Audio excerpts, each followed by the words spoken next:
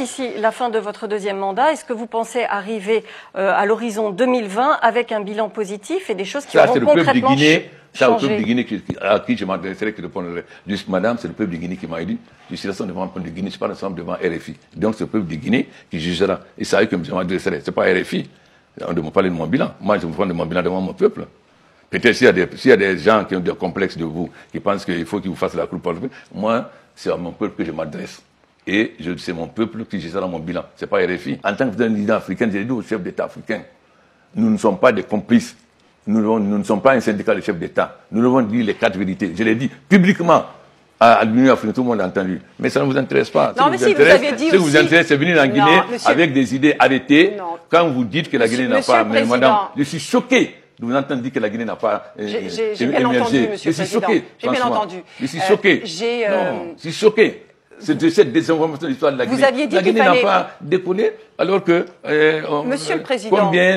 Quel était notre PIB? Demandez au Fonds monétaire. La Banque monétaire, le Fonds monétaire est là. Quel était notre PIB en 2011? Quel est notre PIB maintenant?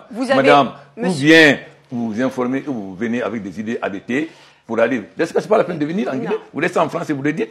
Vous dites après qu'il n'a pas décollé. Vous venez en Guinée, vous ne savez rien.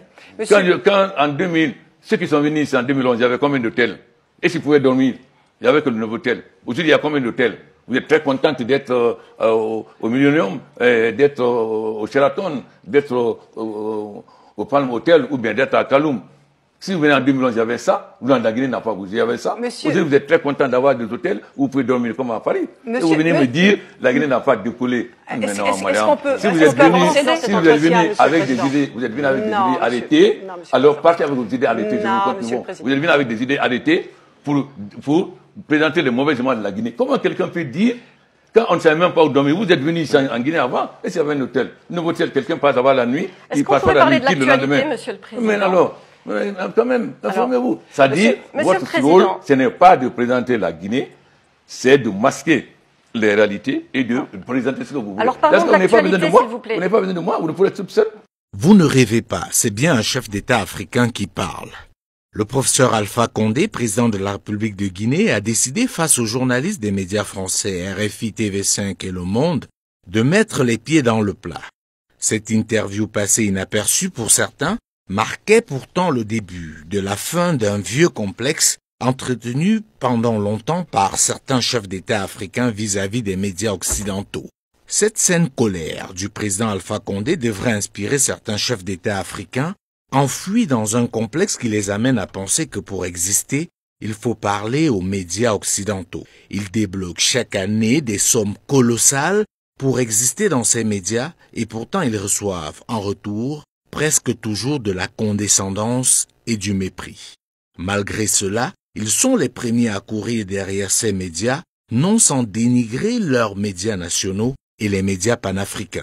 Ils se plaignent pour ce qui est de l'Afrique francophone de RFI et de France 24, mais sont les premiers à leur faciliter l'installation dans leur pays, à leur donner tous les scoops, à leur ouvrir toutes les portes.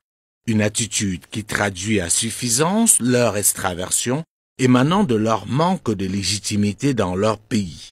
Pour eux, il est plus important d'être bien vu à Paris qu'à Yaoundé, Abidjan, Libreville ou encore Brazzaville. Merci, Monsieur le Président, de nous avoir reçus ici à Conakry, d'avoir répondu à nos questions, parfois d'une façon un peu vive et compliquée. Non, parce que vous êtes venu déformer l'histoire de la Guinée. Non, Monsieur le Président. Non, madame, vous n'êtes jamais venu en Guinée, vous dites que la Guinée n'a pas... Vous êtes venu déformer l'histoire de la Guinée. Il y a toujours une première fois, Monsieur le Président. Vous êtes libre. De toute façon, madame, je vais vous dire, ce n'est ni TV5, ni RFI qui va décider du destin du peuple de la Guinée. Le peuple de la Guinée, c'est où il va. Et non, vous pensez que peut-être votre journal, vous pensez que peut-être c'est la... parce qu'il y a beaucoup de chefs d'État qui vous courent après. Je pense que moi, je dis que le peuple de Guinée sait ce qui se passe chez lui. Et je n'ai aucun complexe, aucun complexe des journaux français ou américains ou chinois.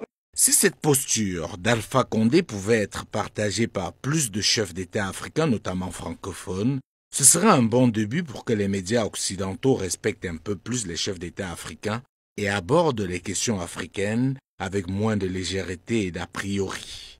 Malheureusement, nous en sommes encore très loin au regard de la réalité, notamment après des révélations comme celle de ces derniers jours. où on apprend que l'État gabonais a offert 3,5 millions d'euros, soit environ 2,5 milliards de francs CFA, au journal français Libération pour organiser un forum de 2 jours à Libreville. Des scandales comme cela existent dans plusieurs autres pays africains.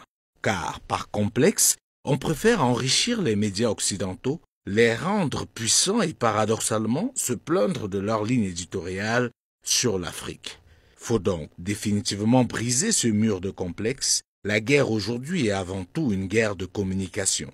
Ceux qui l'ont compris mettent tout en œuvre pour rendre puissants leurs instruments dans le but de véhiculer leur vision du monde et influencer les autres. Malheureusement, une bonne partie du continent africain continue de tout absorber sans filtre et au lieu de rendre forts leurs médias, les affaiblissent. La question pour terminer, pourquoi ces puissances occidentales et pas seulement mettent autant de moyens pour que leurs médias puissent arroser le continent africain?